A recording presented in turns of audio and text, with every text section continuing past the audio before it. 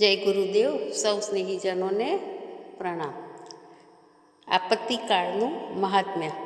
અમુક સમય એવો હોય છે જેને આપણે સામાન્ય કહી શકીએ છીએ. સામાન્ય સમયમાં સામાન્ય કાર્યો ચાલતા રહે છે. રોજ બાળકો જન્મે છે, મોટા થાય છે, ખેતીવાડી કરે છે, લગ્ન કરે છે, તેમના બાળકો જન્મે છે, તે પણ મોટા થાય છે અને છેવટે મોતના મુખમાં ચાલ્યા જાય છે. આ સામાન્ય ક્રમ છે અને તે સતત ચાલતો રહે છે. આમાં કશું આશ્ચર્યજનક નથી, પરંતુ ક્યારેય એવો સમય પણ આવે છે જેને આપણે વિલક્ષણ કહી શકીએ છીએ. એને આપત્તિકાળ પણ કહી શકાય. મનુષ્યના જીવનમાં અનેકવાર આવો આપત્તિકાળ આવે છે. એવા સમયે સામાન્ય કાર્યો અસ્તવ્યસ્ત થઈ જાય છે. જો ઘરમાં આગ લાગી હોય, છાપરું બળી રહ્યું હોય, તો એવા સમયે ખાવા પીવાનું કે નાહવાનું છોડીને બધા આગ ભૂલવા મંડી પડે છે. જો અકસ્માત થાય તો ઓફિસ જવાનું માંડી વાળીને પહેલાં બાળકને દવાખાને લઈ જઈએ છીએ અને પ્લાસ્ટરનો પાટો બંધાવીએ છીએ. આ શું છે? આ આપત્તિકાળની વાત કહી રહ્યો છું. આપત્તિકાળનું મહત્ત્વ જે લોકો સમજે છે તેઓ જાણે છે કે આપત્તિકાળ માટે કેટલીક વિશિષ્ટ પ્રકારની વ્યવસ્થા કરવી પડે છે. દેશ ઉપર જ્યારે કોઈ દુશ્મન હુમલો કરે છે ત્યારે શું કરવું પડે છે? દુશ્મન બનવું પડે છે. સૈનિકોની રજાઓ રદ કરી નાખવામાં આવે છે. ના સાહેબ, મારા લગ્ન છે, મોત પણ કઢાવી લીધું છે, મારા લગ્ન આવતી સાલ છે, હમણાં તો દુશ્મને હુમલો કરી દીધો છે, તેથી તારી રજાઓ રદ કરી નાખવામાં આવી છે અને તારે લડવા માટે મોરચે જવાનું છે. મારી મા મરી ગઈ છે, તેનું શ્રાદ્ધ કરવાનું છે, તે આવતે વર્ષે કરજે, હમણાં તે બધું ભૂલી જા. એ બધી બાબતો સામાન્ય સમયની. સામાન્ય સમયમાં શ્રાદ્ધ કરવું જોઈએ. બાપ બીમાર હોય તો તેનો ઈલાજ કરાવવો જોઈએ. પોતાની પુત્રી ઉંમરલાયક થઈ ગઈ હોય તો તેના માટે વર શોધવો જોઈએ. પરંતુ જ્યારે અસામાન્ય સમય હોય અને જો તમે સૈનિક હો તો તમારે મોરચા પર જવું જોઈએ અને મિલિટરીમાં ન હો છતાં જો ભરતી થવા માટે હુકમ કરવામાં આવે કે દરેક નવજવાને લશ્કરમાં જોડાવવું પડશે તો તમે જોડાઈ જાઓ. ના સાહેબ, મારું BAનું બીજું વર્ષ છે, હું નાપાસ થઈ જઈશ. તમારી વાત સાચી છે, પણ આ સામાન્ય સમય નથી. સામાન્ય સમયમાં તમે ટ્યુશન કરી શકો તથા ભણી શકો, બધું જ કરી શકો. પણ જ્યારે આપત્તિનો સમય હોય ત્યારે તમારે ભણવાનું છોડી દેવું જોઈએ. તમે NCC શીખો અને મિલિટરીમાં જોડાઈ જાઓ, કારણ કે આ વિશિષ્ટ સમય છે. આપત્તિકાળની મર્યાદાઓને જે સમજે છે તેઓ જાણે છે કે એ વખતે સામાન્ય જીવનક્રમ અને સામાન્ય કાર્યોને ભૂલી જવા પડે છે. મિત્રો, હું તમને એ કહી રહ્યો હતો કે અત્યારનો સમય આપત્તિકાળ છે. અત્યારે તમે એમાંથી પસાર થઈ રહ્યા છો. એને જો તમે મારી આંખોથી જોઈ શકો તો તમને ખબર પડે કે કેવા ભયંકર તોફાનો આવી રહ્યા છે, કેવી આંધીઓ આવી રહી છે. તમને આ બધું તમારી આંખોથી દેખાતું નથી, કારણ કે તમે તમારી આંખો સામે જે છે તેને જ જુઓ છો. પૃથ્વી ફરી રહી છે તે તમને દેખાતું નથી, કારણ કે તમે જે પ્રત્યક્ષ હોય તેને જ જોઈ શકો છો. તમારી આંખોની શક્તિ ખૂબ મર્યાદિત છે. તમે કહેશો કે પૃથ્વી ક્યાં ફરી રહી છે? મકાન, વૃક્ષો, એ બધું રાત્રે જ્યાં હતું તે અત્યારે પણ ત્યાં જ છે. બધી ખોટી વાત છે બેટા. આ પૃથ્વી બંદૂકની ગોળી કરતાંય વધારે ઝડપથી દોડી રહી છે. તમને તો દેખાતું નથી, પણ જે લોકો ચંદ્ર પર ગયા હતા તેમણે આવીને કહ્યું કે ચંદ્ર પરથી આપણી પૃથ્વી 3 ગણી મોટી દેખાય છે. તે એક ગોળા જેવી રંગબેરંગી તથા દોડતી દેખાય છે. આ શું છે? આ રંગોનો ફરક છે. તમે જોઈ શકતા નથી કે શું થઈ રહ્યું છે. ઉમરડાના ફૂલની અંદર રહેલા જીવડાને ક્યારે રાત પડી અને ક્યારે દિવસ ઉગ્યો તેની ખબર પડતી નથી. અત્યારે તાપ છે કે વરસાદ પડી રહ્યો છે, રોગચાળો ફેલાઈ રહ્યો છે કે બધું બરાબર છે, તેની એને ખબર શું પડે? તમારી બુદ્ધિ પણ જો એ જંતુ જેવી હોય તો મને એની ખબર નથી. જો એવું હોય તો પછી તમારા માટે બધા દિવસો સામાન્ય છે, જેની સામે પૈસા કમાવા, ખાવું તથા બાળકો પેદા કરવા, એના સિવાય બીજી કોઈ સમસ્યા નથી. એને મૂળ સિવાય બીજું શું કહી શકાય? જેમનામાં અક્કલ નથી, દીર્ઘદ્રષ્ટિ નથી, જેમને કર્તવ્યનું ભાન નથી, એમને હું શું કહું? પણ તમને હું એમના કરતાં જુદા માનું છું. તમે જુદા પ્રકારના માણસ છો. તમે એવા માણસ છો કે તમને ભગવાને ત્રીજી આંખ આપી છે. ત્રીજી આંખ કઈ હોય છે? એ જ કે જેને આપણે ત્રાટકથી જાગૃત કરીએ છીએ. ત્રીજી આંખ ખોલવા માટે હું પ્રકાશનું ધ્યાન કરાવું છું, જેનાથી બહુ દૂર સુધી દેખાઈ શકે એવા દિવ્ય પ્રકાશને ત્રીજી આંખ કહે છે. એનાથી આપણને ખૂબ દૂરની વસ્તુ દેખાય છે. આપણને મોત દેખાય છે, એના પછી આગલો જન્મ દેખાય છે, આપણું ભવિષ્ય દેખાય છે, ભગવાન દેખાય છે, મર્યા પછી 84 લાખ યોનિઓનું ચક્ર દેખાય છે. આપણી આજની અનિચ્છનીય પ્રવૃત્તિઓ આપણા માટે કેટલી નુકસાનકારક સાબિત થઈ શકે છે એ પણ દેખાય છે. આ એક સમજદારીની નિશાની છે. એનાથી આપણને આપણા વિશેની તથા દુનિયા વિશેની બાબતો દેખાય છે. આજનો સમય યુગ સંધ્યાનો છે. યુગ સંધ્યા કોને કહે છે એનો એક નમૂનો હું તમને બતાવી શકું છું. બતાવો કયો છે બેટા? એક યુગ એ છે કે જે સમયે આપણે એક પેટમાં બેસી રહ્યા હતા, પછી પરિવર્તન થયું, આપણા જીવનનું બીજું ચરણ આગળ વધ્યું. આપણો જન્મ થયો ત્યારે હાહાકાર મચી ગયો, ખાવાનું પીવાનું બધું કામ એક બાજુ. આ કઈ નવી આફત આવી ગઈ? આપણો જન્મ થયો હતો. આગામી સમયમાં એક નવા યુગનો જન્મ થઈ રહ્યો છે. એમાં બે બાબતો બનવાની છે. એક પહેલાં ધ્વંસ થવાનો છે અને બીજું નવા યુગનું નિર્માણ થવાનું છે. જ્યારે ઇમારત બનવામાં આવે છે ત્યારે જમીનમાં પાયા ખોદવા પડે છે, પછી એમાં રેતી, સિમેન્ટ, કપચી વગેરે નાખીને કૂબાથી ટીપવામાં આવે છે અને એ પાયો કરીને પછી દિવાલ ચણવામાં આવે છે. નયા મંદિર બનેગા, ખંડહરી દીવાર તોડો તુમ. આ ગીત છોકરીઓ ગાય છે, તે તમે સાંભળ્યું છે ને? જ્યારે ભગવાનનો અવતાર થાય છે ત્યારે તેઓ માત્ર ધર્મની સ્થાપના જ નથી કરતા, પરંતુ એની પહેલાં અનીતિનો ધ્વંસ પણ કરે છે. ભગવાન માત્ર કલ્યાણ કરવા જ નથી આવતા, એની પહેલાં બરાબર સાફસૂફી પણ કરે છે. એના વગર કામ આગળ વધતું નથી. ધ્વંસ વગર નિર્માણ શક્ય નથી.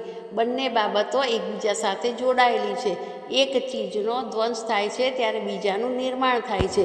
એક માણસ મરે છે ત્યારે જ બીજાનો જન્મ થાય છે. નવી પેઢી પેદા થાય છે. આવતી નવી પેઢી ખૂબ શાનદાર પેદા થશે. અવતારોની પ્રક્રિયા સાથે બે બાબતો જોડાયેલી છે, એક ધ્વંસની અને બીજી સર્જનની. પરિત્રાણાય સાધુનામ વિનાશાય ચ દુષ્કૃતામ. સાધુઓનો ઉદ્ધાર પછી કરીશ, પહેલાં દુષ્કૃત્યોને મારીને ખતમ કરી નાખીશ. તમે વિચારતા હશો કે ભગવાન આવશે તો રામરાજ્ય લઈને આવશે, શક્તિ લઈને તથા શાંતિ લઈને આવશે. તેઓ આવશે તો ખરા, પરંતુ લાખો કરોડો લોકો માટે રુદન અને હાહાકાર લઈને આવશે. તેઓ દયા વરસાવશે તો સાથે સાથે ક્રોધ પણ વરસાવશે. જ્યારે બંને તરફનું સંતુલન જળવાય છે ત્યારે જ પરિવર્તનનો સંધિકાળ આવે છે.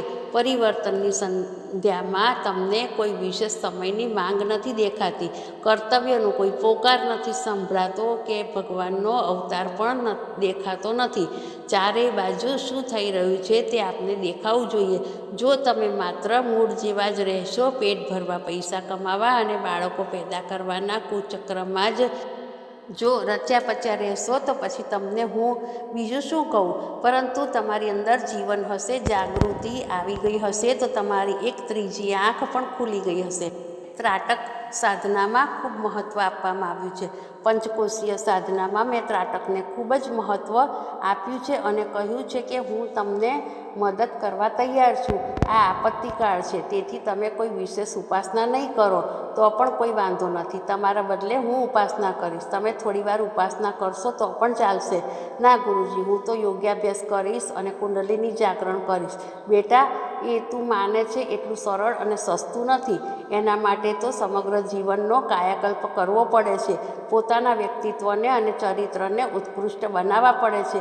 આ જીવનક્રમનું શીર્ષાસન છે. અધ્યાત્મ શું છે? જીવનનું શીર્ષાસન છે. તું શું એને જાદુગરી સમજી બેઠો છે કે હું આમ કરીશ અને તેમ કરીશ એમ કહે છે? એના માટે તો જીવનની દિશાને બદલવી પડે છે. યોગીની વ્યાખ્યા એક જ છે કે તે દિવસે ઊંઘે છે અને રાત્રે જાગે છે. શું અર્થ છે આનો? તે અસ્વસ્થમાં પ્રાહુરભ્યમ અર્થાત પીપળાનું વૃક્ષ છે, જેના મૂળિયા ઉપરની તરફ અને ડાળીઓ નીચેની તરફ છે. મતલબ કે દુનિયાના લોકો જે બાજુ ચાલે છે તેના કરતાં આની તરકીબ જુદી છે.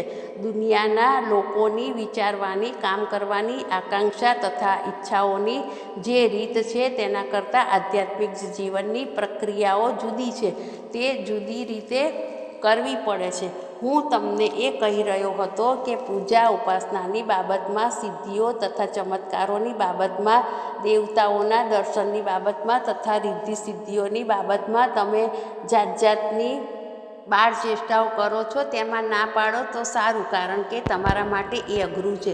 તમે પહેલાં પગથિયેથી જ પડી જઈને હાથ પગ ભાંગી બેસશો. જ્યારે તમને બ્રહ્મચર્ય વિશે કહેવામાં આવશે કે શારીરિક બ્રહ્મચર્ય કરતાં માનસિક બ્રહ્મચર્ય વધારે મહત્ત્વનું અને અનિવાર્ય છે, ત્યારે તમે ગલ્લા તલ્લા કરશો અને કહેશો કે અમારાથી શારીરિક બ્રહ્મચર્યનું પાલન તો થતું નથી, તો પછી માનસિક બ્રહ્મચર્યની તો વાત જ ક્યાં કરવી. 24 કલાક આપણી આંખો અને મગજ દુરાચારમાં લાગ્યા રહે છે. બેટા, જ્યારે તારી સમગ્ર શક્તિઓ એમાં જ ખર્ચાઈ જશે, પછી તારું સહસ્ત્રાર ચક્ર કેવી રીતે જાગૃત થશે? સહસ્ત્રારને જાગૃત કરનારો જે પ્રકાશ છે તે તો તારી આંખોના રસ્તે થઈને નષ્ટ થઈ રહ્યો છે. પછી તમે કહો કે ગુરુજી, મારું સહસ્ત્રાર ચક્ર જગાડી દો. તો હું કેવી રીતે જગાડું? એમાં જે ગરમી હતી, જે ઉર્જા હતી, તે તો તે ખતમ કરી નાખી. આ જ રીતે જે ખોરાકના આધારે તારું લોહી બને છે, મન બને છે, અને મનને જે તે અનીતિ તથા બેઈમાનીનું અને હરામનું અન્ન ખાઈને તમોગુણી બનાવી દીધું છે, એને હું કઈ રીતે સ્થિર કરી દઉં? તું જે અન્ન ખાય છે એમાં તો ફક્ત તમોગુણ જ ભરેલો છે. સંપૂર્ણ પરિશ્રમ કરીને જે અન્ન મેળવવામાં આવ્યું નથી તે બેઈમાનીનું અન્ન છે. માત્ર ચોરી કરીને કે ધાડ પાડીને મેળવેલા અન્નને જ બેઈમાનીનું અન્ન માનવામાં આવતું નથી. હરામખોરી કરીને મેળવેલું અન્ન પણ અભક્ષ્ય છે. પ્રાચીન કાળના પીપલાદ, કણાદ વગેરે ઋષિઓએ સૌથી પહેલાં એ બાબત માટે યોગાભ્યાસ કરતા હતા કે અમારા આહાર માટેનું અન્ન ક્યાંથી આવે છે, જેનાથી અમારું લોહી બને છે, શરીર બને છે, જેનાથી અમે સારા કર્મ કરી શકીએ. અન્ન જો પવિત્ર હોય તો જ પવિત્ર મન બને. બેટા, કાનમાં આંગળીઓ ખોસવી અને પ્રાણાયામ કર્યા કરવા એ જ યોગાભ્યાસ નથી. યોગાભ્યાસ તો જીવનનો ઉપક્રમ છે. એના માટે જીવનમાં પરિવર્તન કરવું પડે છે. સાધુ તથા બ્રાહ્મણ બનવું તે જીવનક્રમ છે, જીવનની એક ફિલોસોફી છે, વિચારવાની અને કામ કરવાની એક પદ્ધતિ છે. પ્રાણાયામ, યોગાભ્યાસ વગેરે તો એના બાહ્ય શણગાર છે, સરાળના પથ્થર છે, જેના પર ઘસીને તે તલવારની ધારને તીક્ષ્ણ બનાવવામાં આવે છે. જો લોખંડ ન હોય તો કાંઈ લાકડાની તલવાર બની શકતી નથી. આધ્યાત્મના માર્ગે ભગવાનની કૃપા મેળવવા માટે, સિદ્ધિઓ મેળવવા માટે તથા આત્મશાંતિ મેળવવા માટે સૌથી વધારે એક જ ચીજની જરૂર પડે છે. તેનું નામ છે વ્યક્તિત્વની શુદ્ધિ. એના માટે મનુષ્ય આહાર અને વ્યવહારના સંયમથી સાધનાની શરૂઆત કરવી પડે છે. ત્યાર પછી મનનો સંયમ સાધવો પડે છે. આ એક વિજ્ઞાન છે. ઉપાસનામાં મનને અસ્તવ્યસ્ત થવા દેવામાં આવતું નથી. તેને ભગવાન સાથે સંબંધ જોડવા અને સદાય હાજર રાખવું પડે છે. આમ છતાં પણ જો મન ભાંગે તો ભગવાનનું સ્વરૂપ જુઓ, ભગવાન સાથે વાતચીત કરો. વાતચીત ના કરી શકો તો ભગવાનનું ધ્યાન કરો. જ્ઞાન તથા ધ્યાન દ્વારા મનને કાબૂમાં રાખો. મનના નિગ્રહ પછી સમયનો નિગ્રહ કરવો પડશે. પોતાને એક નિયમમાં બાંધવો પડશે. તમારી પાસે આ સમયરૂપી સંપત્તિ જ છે, બીજું કશું નથી. જો સમયનો વ્યવસ્થિત સંયમ સાધ્યો તો પછી તારા હાથમાં બીજું કશું નહીં રહે. વિનોબા ભાવેથી માંડીને ગાંધીજી સુધી જેટલા પણ મહાપુરુષો અને આધ્યાત્મવાદીઓ થયા છે, તેમણે સમયની એક પણ ક્ષણ વેડફી નથી. તારી પાસે માત્ર આ એક જ દોલત છે. તેનાથી તું ઈચ્છે તો આત્મકલ્યાણ કરી લે, જનતાની સેવા કરી લે, કાં તો પોતાનું સ્વાસ્થ્ય બનાવી લે કે પછી પરિવારની સેવા કરી લે. જો પ્રગતિ કરવી હોય તો સમયનો સંયમ કરવો પડશે. પછી તારે ધનનો પણ સંયમ કરવો પડશે, કારણ કે જ્યાં સુધી તું ધનનો સંયમ નહીં કરે ત્યાં સુધી તારામાં સેંકડો બુરાઈઓ આવી જશે. આળસ, અહંકાર, નશાખોરી, અપવ્યય વગેરે અનેક દોષો તારી અંદર પ્રવેશી જશે. જો તું ધનનો સંયમ નહીં કરે તો તું જે કંઈ પુણ્ય પરમાર્થ કરવો જોઈએ તે નહીં કરી શકે. જો એ ધન તારા સંતાનો માટે મૂકી જઈશ તો તેઓ અંદરો અંદર લડી મળશે. કમાણી અને ખર્ચ કેવી રીતે કરવા જોઈએ તે જીવનની એક શૈલી છે, ક્રમ છે, આધાર છે. આધ્યાત્મ એક વિજ્ઞાન છે, તેમાં જીવનનો ક્રમ બદલવો પડે છે. તેથી હું તમને જણાવી રહ્યો છું કે આપત્તિ કાળમાં યોગાભ્યાસી તથા સિદ્ધ મહાત્મા બનવાનો પ્રયત્ન ના કરશો. આ વિકટ સમયમાં જેની જરૂર છે એ જ કામ કરો. હું તમને મદદ કરીશ. આ આપત્તિકાળમાં મેં મારા ગુરુને મદદ કરી છે અને તેમણે મારી જરૂરિયાતો પૂરી કરી છે. મુશ્કેલીના સમયે હનુમાનજીએ રામચંદ્રજીને મદદ કરી હતી અને રામચંદ્રજીએ હનુમાનને પહાડ ઉંચકીને લાવવાથી માંડીને સમુદ્ર ઓળંગવા માટે જે સિદ્ધિઓની જરૂર હતી તે બધી જ આપી હતી. રામચંદ્રજીએ કહ્યું હતું કે તમે મારું કામ કરો અને હું તમારું કામ કરીશ. આ આંધળા તથા લંગડાની જેમ મદદ કરવાની એક રીત છે. તમે મને મદદ કરો ને હું તમને મદદ કરીશ. તારી પાસે ધન ઓછું છે તો બેટા મારી પાસે પણ ઓછું છે, પણ જેની સાથે મારો સંપર્ક અને સંબંધ છે તે બહુ માલદાર માણસ છે. તેમની બેંક બહુ મોટી છે. તમે એમાં કેમ જોડાઈ નથી જતા? તમે મારી કંપનીમાં વીમો ઉતરાવો. મારો મોટી કંપનીનો વીમો છે, તેથી મેં તમને કહ્યું છે કે તમે અમારી શૃંખલાની એક કડી બની જાઓ અને ઉપાસનાની જવાબદારી મારી ઉપર છોડી દો. તો હું શું કરું ગુરુજી? બેટા, હું મારા ગુરુનું જે કામ કરું છું તે તું કર. તમારા માટે સૌથી સારો, સૌથી શ્રેષ્ઠ અને નફાકારક સોદો એ જ છે કે જે રીતે મેં મારા ગુરુનું કહ્યું માન્યું છે અને એમના કહ્યા પ્રમાણે જેનાથી શક્તિઓ પેદા થાય છે એ યોગાભ્યાસ કરી રહ્યો છું. તમે પણ એવું જ કરો. જે યોગાભ્યાસને તમે એટલો સરળ માનો છો તે ખરેખર સરળ નથી, પરંતુ એટલો મુશ્કેલ છે કે તમે તે નહીં કરી શકો. તમે એમ માનો છો કે ગાયત્રી માતાનું અનુષ્ઠાન 24,000 જપથી પૂરું થઈ જાય છે, તો તે એટલાથી જ પૂરું થતું નથી. ગાયત્રી બ્રાહ્મણની કામધેનુ છે, તેથી તું જપ કરતાં પહેલાં બ્રાહ્મણ બન. ના સાહેબ, બ્રાહ્મણ નહીં બનું. હું તો ડાકુ, હત્યારો તથા કસાઈ જ રહીશ, પણ 24,000 જપ કરીશ તો બેટા એનાથી શું થશે? ગટરમાં થોડું ગંગાજળ નાખી દઈએ તો શું એનાથી ગટર શુદ્ધ થઈ જશે? ગટર તો શુદ્ધ નહીં થાય, પરંતુ ગંગાજળ પણ ગંદી ગટર બની જશે. તું આટલી સામાન્ય અને સાદી વાત સમજતો કેમ નથી? તેથી હું તમને કહું છું કે જેમાં અનેક પ્રકારની જાદુગરી સામેલ છે, અનેક જાતની વાતો જોડાયેલી છે, એ યોગાભ્યાસને છોડી દઈને મારી સાધના પદ્ધતિમાં જોડાઈ જવાનું કહું છું. કેવી રીતે જોડાઈ જવું? અત્યારનો સમય આપત્તિકાળનો છે, તેથી તમારો કાર્યક્રમ એને અનુકૂળ બનાવી લો. તમે એક કાર્યક્રમ એ બનાવો કે તમારી વ્યક્તિગત મહત્વાકાંક્ષાઓને ઓછી કરી દો. સામાન્ય ભારતીય નાગરિક જેવું સાદું અને કરકસરયુક્ત જીવન જીવો, તો જ તમે યુગની માંગ અને સમયની માંગ પૂરી કરવા માટે કંઈક કરી શકશો. જો તમારી મહત્વાકાંક્ષાઓ જીવતી રહેશે તો તમે કશું નહીં કરી શકો, કારણ કે માણસની મહત્વાકાંક્ષાઓ તો કદાપી પૂરી થતી નથી. આ યુગ સંધિકાળમાં પોતાના કર્તવ્યોનું પાલન કરવાની જો તમારી ઈચ્છા હોય તો તમારે ભગવાનના કાર્યોમાં મદદરૂપ થવું જોઈએ. યોગાભ્યાસનું સાધનાનું પહેલું પગથિયું એ છે કે પોતાનું ગુજરાન ચાલી શકે એટલી કમાણીમાં જ સંતોષ માનવો. સરેરાશ ભારતીય નાગરિકના ભાગ્યે જેટલું આવે એટલું ખાનપાન અને રહેણીકરણી રાખો તથા એટલો સંગ્રહ જ કરો. મિત્રો, જો તમારા મગજ પર મહત્વાકાંક્ષાઓ છવાયેલી રહેશે તો આ વિકટ સમયમાં તમે કશું જ નહીં કરી શકો. નામ કે યશ માટે લોભ કે ઉત્સાહમાં આવીને પરોપકારના નામે કંઈક કરી લીધું હોય છતાં વાસ્તવમાં તમે કોઈ નક્કર કામ નહીં કરી શકો. તમારી મહત્વાકાંક્ષાઓને ઓછી કરો.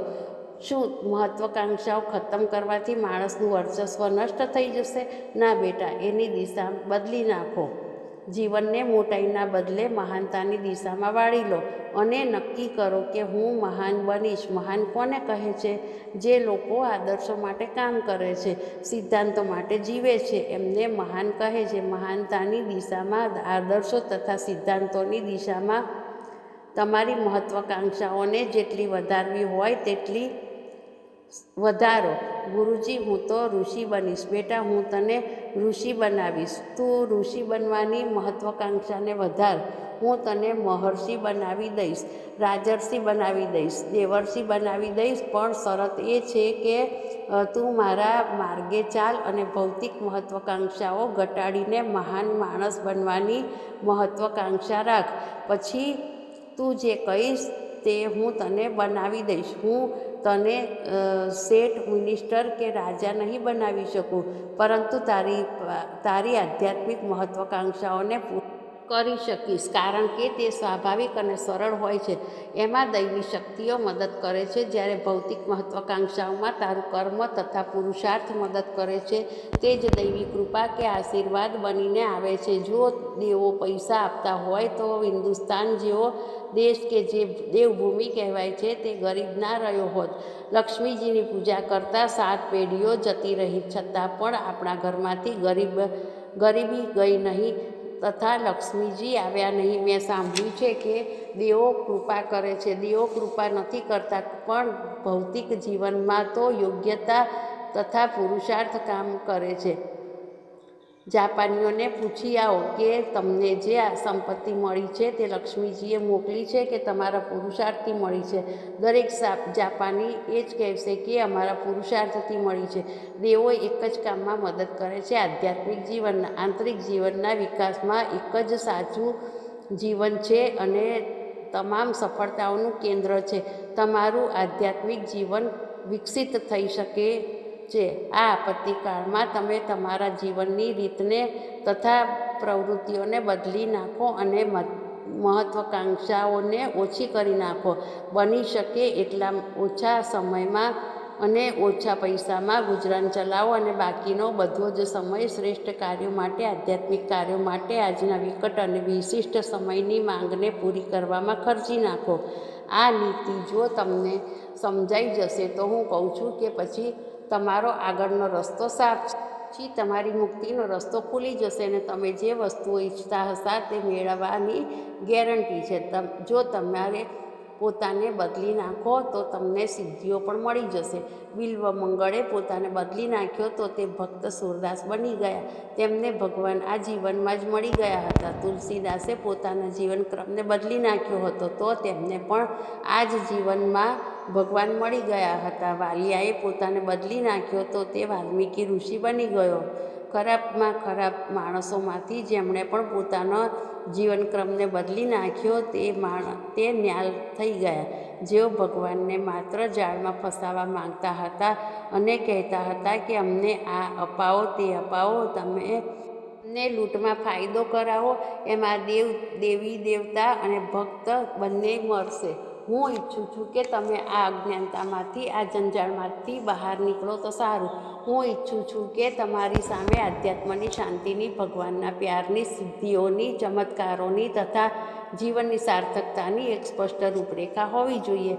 આ આપત્તિકાળમાં તમે બધા એક કામ અવશ્ય કરો.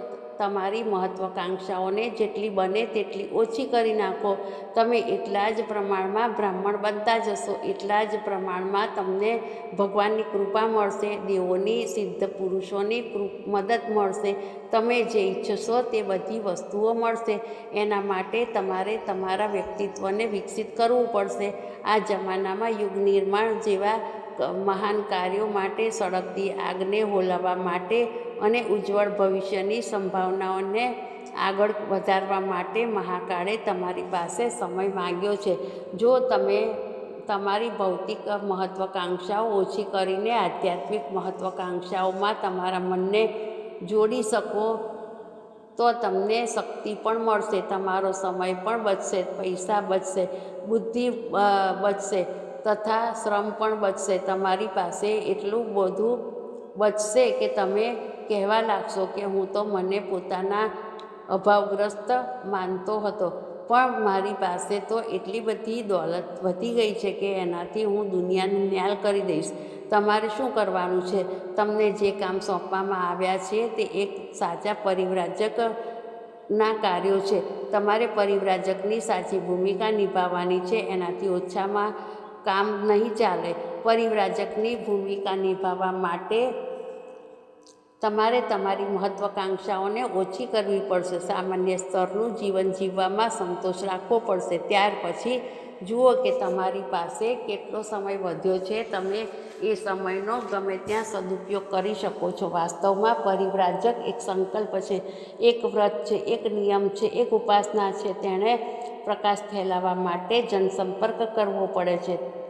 તમે તમારા બાળકો સાથે, કુટુંબીજનો સાથે, પડોશીઓ તથા મહોલ્લાના લોકો સાથે સંપર્ક સાધો. જે ઓફિસમાં તમે કામ કરતા હો ત્યાં લોકો સાથે સારા ઉદ્દેશો માટે સંપર્ક સ્થાપો. તમે જ્યાં પણ પરિવ્રજ્યા કરી શકો છો. તમે દુકાનદાર હો તો ત્યાં પણ સવારથી સાંજ સુધીમાં 50થી 100 ગ્રાહક આવતા હશે. દુનિયાદારીની સાથે સાથે શ્રેષ્ઠ કાર્યો માટે તમે સમય કાઢી શકો છો. તમે દરેક માણસને હંમેશા સારી સલાહ તથા શ્રેષ્ઠ પ્રેરણાઓ આપી શકો છો. સામાન્ય જીવનક્રમની સાથે સાથે પરિવ્રાજક વ્રતનું સદાય પાલન કરી શકો છો. હું તમને એમ નહીં પૂછું કે તમને એમાં કેટલી સફળતા મળી. સફળતા ભલે મળે કે ન મળે, પણ પ્રયાસ કેટલો કર્યો તે વાત મુખ્ય છે. આ યુગની સૌથી મોટી માંગ સમયદાન છે. સમયદાનનો 10 સૂત્રી કાર્યક્રમ તમે સમજી લો અને એ પ્રમાણે કાર્ય કરવાની કોશિશ કરો તો એટલું પૂરતું છે. તમે ઘરની બહાર નીકળો અને દરેકને કહો કે યુગ બદલાઈ રહ્યો છે. આ વિકટ સમય છે. ભગવાન દરેક જાગ્રત આત્મા પાસે સમય માંગે છે. આ કપરા સમયમાં જો તમે સમયદાન કરો તો તે હીરા, મોતી તથા ઝવેરાત સમાન છે. સમયનો પોકાર સાંભળીને જે લોકોએ સમય આપ્યો તેઓ ગાંધીજીના મિનિસ્ટર બની ગયા, સ્વતંત્રતા સેનાની બની ગયા અને આજે પણ તેમને પેન્શન મળી રહ્યું છે, સાથી મળે છે. કારણ કે આપત્તિકાળમાં જ્યારે રાષ્ટ્ર પર આપત્તિ આવી હતી ત્યારે દેશને આઝાદ કરાવવા માટે તેઓ સત્યાગ્રહી સેનામાં જોડાયા હતા અને જેલની યાતનાઓ સહન કરી હતી. તો ગુરુજી, તમે એવું કરો ને કે સ્વતંત્રતા સેનાની તરીકે મને જેલમાં મોકલાવી દો. 3 મહિનાની જેલ થઈ જશે ને હું સ્વતંત્રતા સેનાની બની જઈશ. પછી મને દર મહિને 250 રૂપિયા પેન્શન મળશે. બેટા, તારી આ ઈચ્છા કદાપી પૂરી નહીં થાય, કારણ કે તું સમય ચૂકી ગયો છે. આજે તે સમય રહ્યો નથી. આજે યુગ બદલાઈ રહ્યો છે. આ વિશિષ્ટ સમય છે. આજે સમયદાન કરવું તે હીરા મોતી સમાન કિંમતી છે. જ્યારે સમય બદલાઈ જશે ત્યારે તારા સમયદાનને હું શું કરીશ? પછી એ વખતે સમયદાનની જરૂર નહીં પડે. તેથી તમે અહીંથી ગયા પછી પોતાની જાતને અને દરેક જાગ્રત આત્માને કહેજો કે આ યુગ સંધિના એવા મહત્વપૂર્ણ વર્ષો છે કે જેમાં દુનિયાનો કાયાકલ્પ થઈ જશે. આ કાયાકલ્પ કેવી રીતે થશે તે બાબતમાં હું નકામી ભવિષ્યવાણીઓ નથી કરતો, પરંતુ હું 2 ભવિષ્યવાણીઓ કહું છું કે લોકો ખૂબ તબાહ થઈ જશે, સંસારમાં ખૂબ બરબાદી થશે. તે વખતે તમારે રાહત માટે લોકસેવા કરવી પડશે. બરબાદી સાથી થશે, કારણ કે અનિષ્ટ તત્વો જ્યાં હશે ત્યાં તેઓ મરણિયા બનશે. તે બધા ઘટી જશે. ઘટવાને લીધે વિનાશ થશે અને પછી વિનાશ માટે નવું નિર્માણ થશે.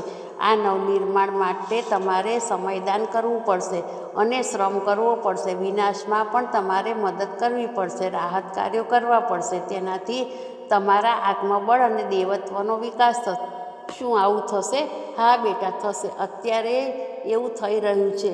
મારકાપના કારણે થઈ રહ્યું છે, બીમારીઓના લીધે થઈ રહ્યું છે, પૂરના કારણે થઈ રહ્યું છે અને આ ઉપરાંત બીજી અનેક રીતે થઈ રહ્યું છે. જ્યાં જુઓ ત્યાં સૂકાની સાથે લીલું પણ બળી રહ્યું છે. બધે તબાહી થઈ રહી છે. બેટા, આ આપત્તિનો સમય છે. રાહત કાર્યોમાં જોડાવું પડશે. ભગવાન કોઈ નુકસાન નહીં પહોંચાડે. ભગવાન તમને એમ નહીં કહે કે અહીં તમારી જરૂર છે, તમે મદદ કરો. આમાં તમારી કસોટી છે. શું તમે હૃદયહીન બનીને બેસી રહેશો? મદદ નહીં કરો? જાગ્રત આત્માઓને યુગધર્મે આવાહન કર્યું છે કે તમે રાહત કાર્યો માટે મદદ કરો. માત્ર પૂર કે ભૂકંપ વખતે જ રાહત કાર્યો નથી થતા હોતા. આગામી સમયમાં પીડા અને પતન હજુ વધારે ફેલાશે. લોકોને એનાથી રાહત આપવા માટે જ હું તમને કહું છું. તમે જોતા નથી કે ગુંડાગીરી કેટલી હદે વધી ગઈ છે, અપરાધો કેટલા બધા વધતા જાય છે કે દરેક જગ્યાએ આવા રાહત કાર્યો માટે તમારી જરૂર છે. નિર્માણ માટે આપે એક નહીં હજારો કાર્યો કરવાના છે. આ પરીક્ષાની ઘડી છે. નિર્માણ કાર્ય માટે તમારે ઈંટ અને ચૂનાની ભૂમિકા નિભાવવાની છે. દરેક માણસ માટે આજ માટે જ સમય માંગ્યો છે. રામે પણ સમય માંગ્યો હતો, કૃષ્ણે પણ સમય માંગ્યો હતો. હું પણ તમારી પાસે સમય માંગુ છું. કોઈની પાસે સમયની કમી નથી, માત્ર દિલેરી અને સાહસની કમી છે, ઉદારતાની કમી છે. જો તમે તમારી અંદર ઉદારતા અને દિલેરી પેદા નહીં કરી શકો તો કામ અવશ્ય પૂર્ણ થશે.